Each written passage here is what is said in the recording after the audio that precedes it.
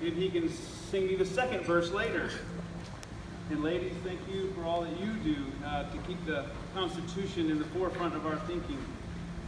I, like many million Americans, am a patriot, and I have no interest whatsoever in seeing the fall of our great nation.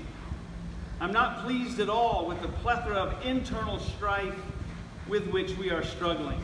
But I have to tell you, when people gather in respect to our nation's founding, its magnificent Constitution, its remarkable history, and to hear the singing of its powerful anthem, there is a feeling of hope that wells up within us, I hope. Because America is the greatest nation on earth. Now, there may be some who disagree with that, and I would encourage them to get down to our borders immediately and try to tell the hundreds of thousands of people who cross that border every month that this is not the place they want to be, this is not the greatest nation on earth, and you really don't want to live here. But it is, and they do. At this point, I just have to say this highly precedented statement. Friends, we are living in unprecedented times. But you know what? In reality, they are not so unprecedented. America has had great periods of internal and external strife throughout its history. And thus far, it has been able to come through those perilous times. Yet there is an aspect to our new strife that very well threatens to undo us. I'd like to take us back to the song that Cameron sang. Allow me to paraphrase it. Last evening, as the sun went down amidst the battle, we saw our glorious flag standing there. And throughout the night, we could still see glimpses of it as flashes of light from the bombs that went off periodically. And now that it's dawn and the new day's light is upon us, we look to see if it is still there waving, this symbol of the freedom that we are fighting for. Not quite as poetic, I know, but there it is. But now listen to verse 2, which he's going to sing for me later. I'll paraphrase that as well. May our banner of freedom continue to wave as free people, always ready, stand in the gap between their homes and the desolation of war. Blessed with victory and peace, may we all praise the God who made and preserved this nation. And so, with our trust in God, may we always endeavor to conquer when our cause is just. And may our star-spangled banner continue to wave over this land of the free and of the brave. Why do we never sing that, I wonder? I ask you, how many are willing to stand today in the gap between their loved homes, their loved ones, and face war's desolation for the cause of freedom? Is freedom a just cause today, as it was for the ones who were willing to die for freedom from England's tyranny? Freedom is the cornerstone of our nation. It was the cornerstone of its founding, and it continues to be the cornerstone of its very existence.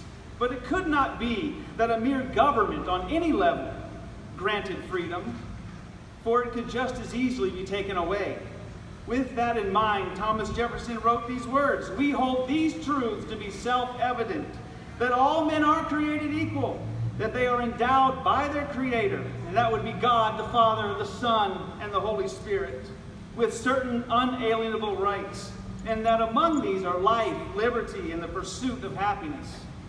That to secure these rights, governments are instituted among men, deriving their just powers from the consent of the governed. That whenever any form of government becomes destructive to these ends, it is the right of the people to alter or to abolish it, and to institute a new government, laying its foundation on such principles, that being life, liberty, and the pursuit of happiness, and organizing its powers in such form as to them shall seem most likely to effect their safety and happiness." The role of government is not to control people, nor to regulate them, but rather by the consent of the people to make the rights of life, freedom, and the unobstructed pursuit of happiness secure. The rights themselves are God-given, given to all men from His merciful and just nature. To the God-fearing person who knows God and the nature of God, well, this will make perfect sense. And he will always hold the state as subservient to God. To the atheist, well, his view of freedom and justice will be totally dependent on the state and will always find himself subservient to the state. And so with the founders' understanding that all just powers are given by the consent of the governed and that the basic rights of man are unalienably given by God, then there must enter in another influence that underscores the truth of this Creator. George Washington, writing 20 years later in his farewell address as president, said this: "Of all the dispositions and habits which lead to political prosperity, religion and morality are indispensable supports. In vain would that man claim the tribute of patriotism who should labor to subvert these great pillars of human happiness. And let us with caution indulge the supposition that morality can be maintained without religion. Whatever may be conceded to the influence of refined education on minds of peculiar structure, reason, and experience, both forbid us to expect that national morality can prevail in exclusion of religious principle." In other words, without religion, and try as one might to argue it, but apart from the Christian religion, biblical law, and the morality that it teaches, this nation cannot maintain a true morality. Its moral and its ethical laws will simply swing back and forth according to whoever wields the power of the executive order. And that is exactly what the founders of our nation wanted to avoid. One person or a group of people, even a simple majority, wielding all power over the people. To be independent from the power of the English monarchy at the time and to embrace a self-government was the goal. It was a bold move, but not without precedent. In 1620, fully 156 years before the Declaration of Independence was written, a group of men, women, and children, blown off their course to a colony in Virginia, landed in Massachusetts. And although they were the loyal subjects of England, they found themselves in a place where the arm of English rule did not reach. They were all alone. But before anarchy could take hold, which is exactly where men will go naturally, several of the group drafted what we know today as the Mayflower Compact. This document, signed by 41 members of the group, was a covenant between themselves. This document, as anthropologist Peter Wood writes, sketched for the first time in European settlement of the New World an ideal of self-government based on justice. And contrary to popular belief, not all of the pilgrims were religious. They came from all walks of English life, some wealthy, some poor, some were ex-convicts, some upstanding citizens. And as Wood writes, this compact, this covenant, ignored class, wealth, and all other marks of status.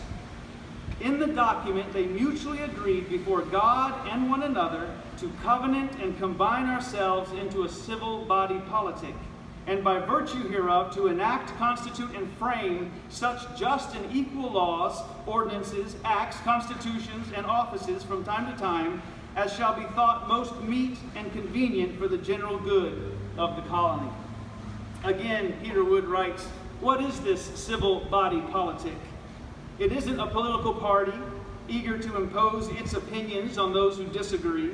It isn't a nation or a state setting out to govern people. It is simply a group of people who agree to govern themselves by common rules to be created through peaceful deliberation. It offers an ordered public life under the rule of law. These were the seeds of our Constitution. This is what makes America the greatest nation on earth. A government of the people and by the people, under the rule of law, acknowledging that God is the giver of life, and by rights, the only lawful taker of life, except where he explicitly gave the power of capital punishment to men in cases of murder. There are perhaps far too many who view our nation's Constitution as though it were some outdated piece of yellowing parchment that has no meaning anymore. In fact, we see that same sentiment in some of our government officials as well. Anyone who can say in all sincerity, I know this is unconstitutional, but I'm going to do it anyway, obviously has no respect for the Constitution nor for the republic which it charters. It is an attack on our Constitution, the very foundation of our socio-political life. If the Constitution can be flagrantly disregarded, then we have nothing with which to protect our liberty. We, the governed, every man, every woman, every child, should be looking with fresh eyes upon our Constitution, because when it is upheld by those whom we elect to govern, we, all of us, remain in the driver's seat. When we are governed by the consent of the governed, it prevents the government from tyranny. I believe that we are at a serious crossroads in our nation. At the root of our nation's founding and behind every document that brought it into existence is the idea of freedom. And now, as it has been in the past, our freedom is at stake. In fact, like a reservoir with a small hole in it, our freedoms, as originally intended for us, have been slowly eroding for a long time. I remember clear as yesterday, my 7th grade history teacher in Woodbridge, Virginia, Mr. Delanoci. He was a short, round Italian guy. And I'll never forget 2 things that he told us on the first day of class. He said, there will be no profanity in my class. Unless you drop a desk on your toe, then I don't expect you to say, gosh darn, that hurt. And he also said, we all have rights, but my right to hit you ends where your nose begins. And being Italian myself, I was thinking, well, I hope you've got a short swing because my nose sticks out pretty far. And while there is some truth in his sentiment, both of those sentiments, it always led us to wonder, well, what's acceptable? It became a matter of legality for us. Is it legal? Like, can I say the S word if something not as heavy as a desk drops on my toe? Is a paper cut worthy of a cuss word? What if your fist is in front of my nose and someone pushes me from behind and my nose hits your fist? Who's at fault there? I mean, seriously, these are the questions that run through a kid's mind. How far can I go? Or what are the limits of this or that rule? What if? What if? And though these kinds of questions are common to humankind, always wanting to know the limits of acceptable depravity or recourse, these are not the kinds of questions that the framers of our Constitution needed to answer for us. The Constitution is a covenant between all of us.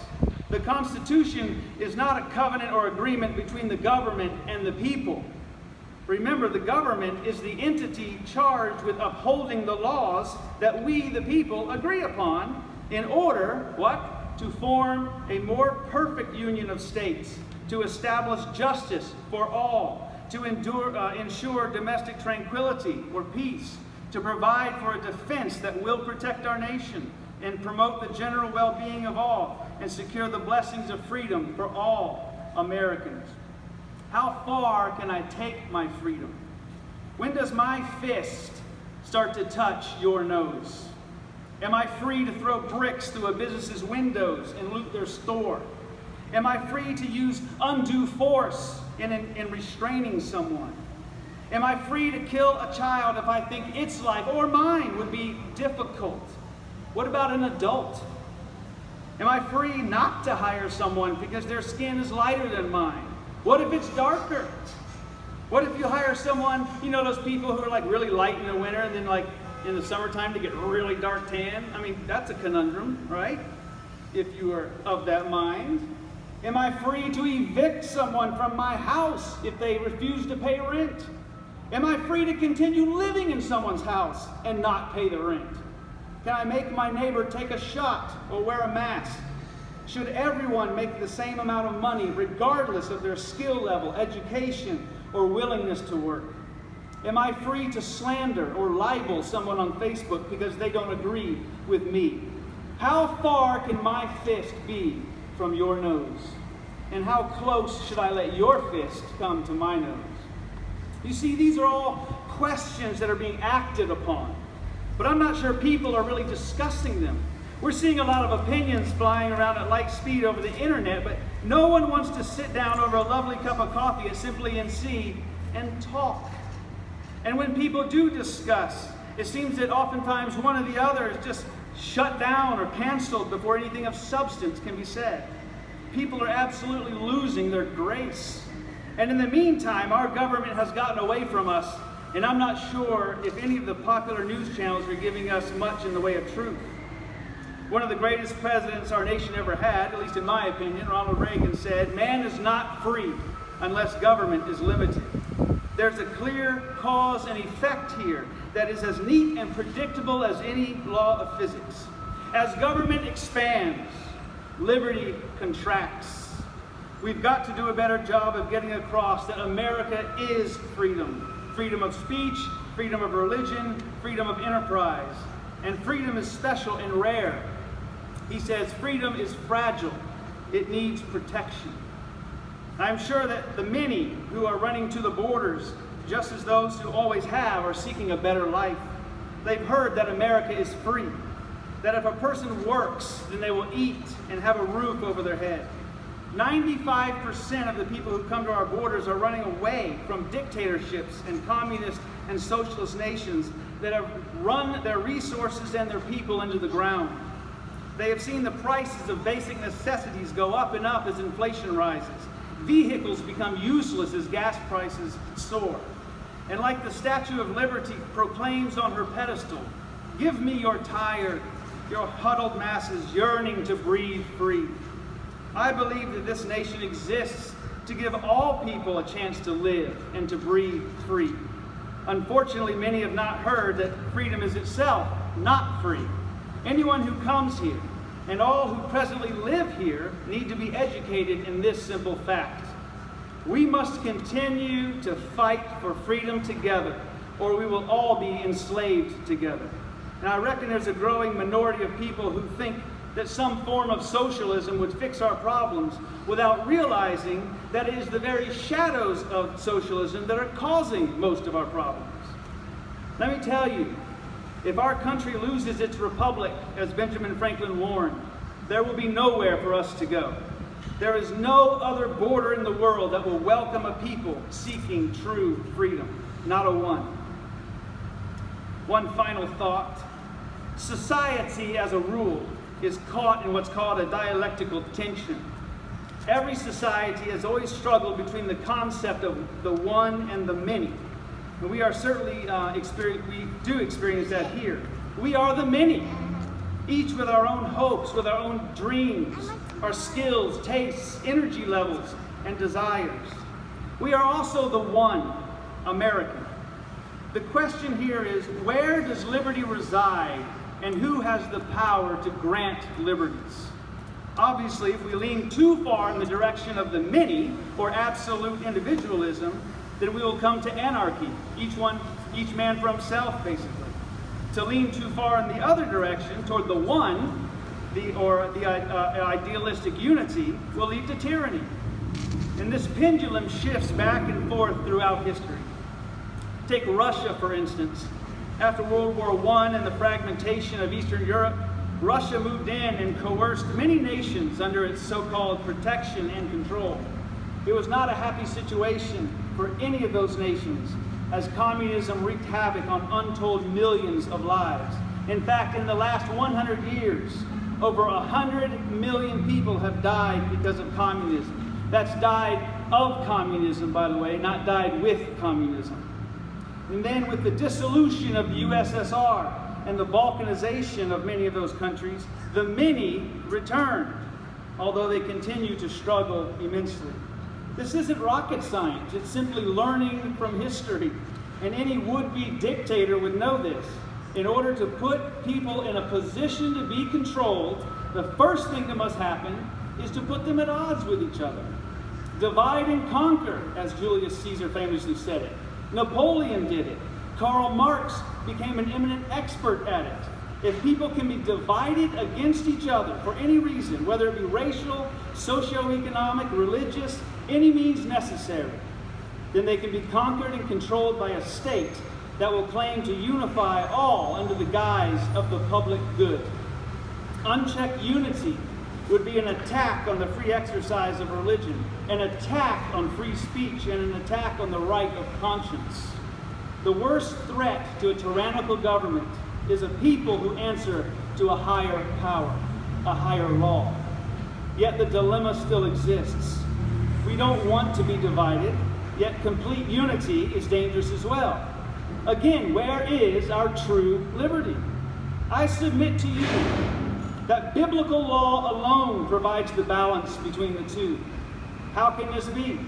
Because human laws don't transcend the hearts and minds of men or their natures. We hear a lot of impotent pleading.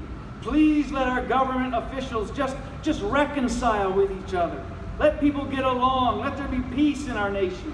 Folks, there can be no compromising or peace over issues that have diametrically opposed solutions. Someone has to lose, and no one, as of yet, is willing to do that. There's too much at stake on all sides. There's only one winning side, and that's the Lord's side. Amen? I would encourage you to get on it. Do you believe that there is systemic racism? How about systemic classism? What about systemic elitism? Is there true injustice? Tyranny thrives on all of these things. But I tell you, biblical law and Christianity tolerate no such thing. But I know Christians who do these things, someone might say. No, you know church people who may do these things. I know of no Christian who tolerates that mess. And they aren't always synonymous. Let us look to the foundational law to which our Constitution points. Yet even our beloved Constitution can only do so much. But it is also the exact reason why the founders did not spell out too much in the Constitution, but pointed it all ultimately to providence, the ultimate lawgiver. God's law, in large part, makes each individual responsible for his own conduct. Only God's law can transcend the hearts and minds of an earthbound people. And when we each one submit to him as we ought, then there will be peace. Not by regulation, not by coercion, but by a self-rule that is rooted in the law of Christ. Now, I'm not saying that everyone who lives in this country has to be a Christian, but I am saying that living under a rule of law, informed and dependent upon its principles, will enable all people to be free as they ought and as they want, even free not to be a Christian as their own conscience dictates. Oh, say, can you still see in this present light what they so proudly hailed 245 years ago? A document that proclaimed that we are free from foreign rule and from any who would rise through the ranks and seek to overthrow our individual as well as our national freedoms. When we look at our flag, the symbol of our covenant with one another, to live free or die, can we say, in all honesty, our cause, it is just, and in God is our trust? And will it continue to wave triumphantly over this land that is the greatest in all the world? We must be united in this, that individually we will fight for the life of America, for our sakes and for the sake of the world. I encourage you all not to be afraid to keep your noses uncovered, and know that as long as our glorious Constitution is upheld, no one's fist will get too close. Thank you.